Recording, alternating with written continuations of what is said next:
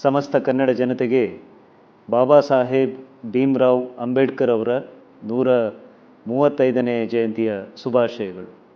ನಮ್ಮ ಇಲಾಖೆ ಡಾಕ್ಟರ್ ಬಾಬಾ ಸಾಹೇಬ್ ಭೀಮ್ರಾವ್ ಅಂಬೇಡ್ಕರ್ ಅವರಿಗೆ ವಿವಿಧ ಕಾಲಘಟ್ಟಗಳಲ್ಲಿ ಅಂಚೆ ಚೀಟಿಗಳನ್ನ ಹೊರತರುವ ಮುಖಾಂತರ ಅವರಿಗೆ ಅಪ್ರತಿಮ ಗೌರವವನ್ನು ನಮನಗಳನ್ನ ಸಲ್ಲಿಸಿ ಮೊದಲನೇ ಸ್ಟ್ಯಾಂಪು 1966ನೇ ಇಸ್ವಿಯಲ್ಲಿ 75ನೇ ಜನ್ಮ ಜಯಂತಿಯ ಸಂದರ್ಭದಲ್ಲಿ ರಿಲೀಸ್ ಮಾಡಲಾಗ್ತದೆ.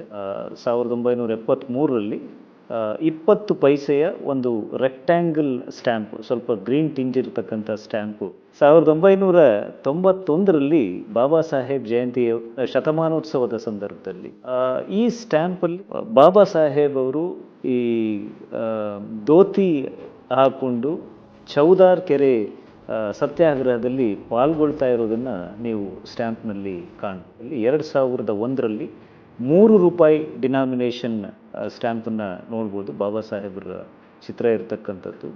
ಆಮೇಲೆ 2009ರಲ್ಲಿ ₹2 ಡಿನಾಮಿನೇಷನ್ ಇರುವ ಡೆಫಿನೆಟಿವ್ ಸ್ಟ್ಯಾಂಪನ್ನು ನೋಡ್ಬೋದು. ಮತ್ತು 2016ರಲ್ಲಿ ಹೋದರೆ ನೀಲಿ ಬಣ್ಣದ ಬಾಬಾ ಸಾಹೇಬ್ರ ಚಿತ್ರ, ಬ್ಯಾಕ್ಗ್ರೌಂಡ್ ಕೂಡ ನೀಲಿ ಬಣ್ಣ ಇರ್ತದೆ. ಡೆಫಿನೆಟಿವ್ ಸೀರೀಸ್ಗಳ ಸ್ಟ್ಯಾಂಪ್ಗಳು ಬಾಬಾ ಸಾಹೇಬ್ರ ಮೇಲೆ ರಿಲೀಸ್ ಆಗಿರ್ತಕ್ಕ.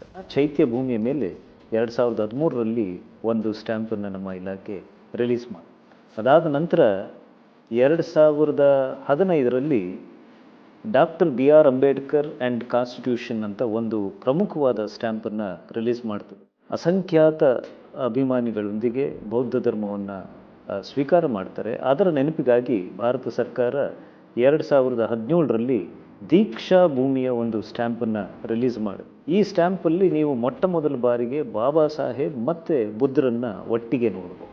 ಕಾನ್ಸ್ಟಿಟ್ಯೂಷನ್ ಆಫ್ ಇಂಡಿಯಾ ಅಂತ 2020ರಲ್ಲಿ ಭಾರತ ಸರ್ಕಾರ 2 ಅಂಚೆ ಚೀಟಿಗಳನ್ನ ರಿಲೀಸ್ ಮಾಡ್ತದೆ.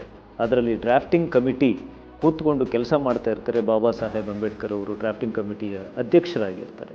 ಸೊ ಆ ಮಾಹಿತಿಯನ್ನು ನೀವು 2020ರ ಸ್ಟ್ಯಾಂಪ್ನಲ್ಲಿ ನೋಡಬಹುದು.